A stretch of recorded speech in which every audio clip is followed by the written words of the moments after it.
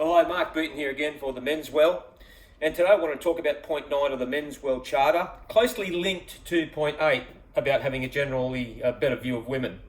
And this point is simply put this way: violence is not an option, it's a jail sentence.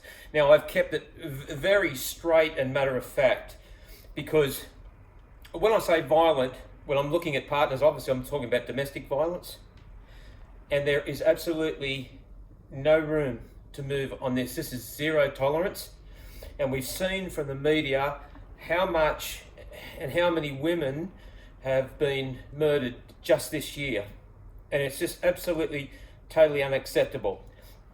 The process of interacting with this early is most important, and therefore I've included it in the charter because, as I've said before, one of the goals about the Men's Well, which is about us having a relationship with ourselves, being able to control our own emotions and reactions, is ensuring that this doesn't happen to us.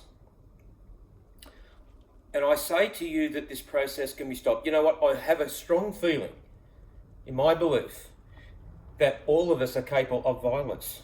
I mean, it's something that's just ingrained in us.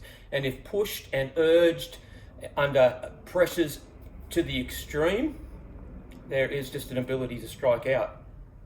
So interacting and stopping that process earlier is most important from this. But again, admitting that we could get there, I think puts us all then under an umbrella that we need something to make sure that that doesn't happen. And again, I want to go back to this point that I've made in the past about you control your thoughts. You can choose what to think of. And there are exercises. I can't provide them here because I just don't have the time. But I can, if wanted, and just contact me about that. There are exercises to strengthen your thoughts that you choose. And the whole process of this is, if you feel that frustration, if you feel that urge coming involved with a person or your partner, it's very important that you interact with that right then. And it's important that we have people that we respect and we appreciate their feedback, we appreciate their word, to be able to open up and talk about this early. Again, this process to make sure that domestic violence doesn't happen to us, doesn't happen by us being the perpetrator, is interact with at an early process. So and it's not about if you have frustrations and you feel I'm going to strike out at someone, that's probably gone a bit too far. It's about if you have frustrations right from the start, that you need to go to a person or your persons and talk to them and ask them for their advice, ask them for assistance. Because you know what? There are two ways that we can respond. And this has been one of the lessons that I've learned. And that is, when I say that you choose your thoughts, you can respond with either compassion or punishment. And I choose compassion. And it doesn't matter if I think I'm right and they're wrong.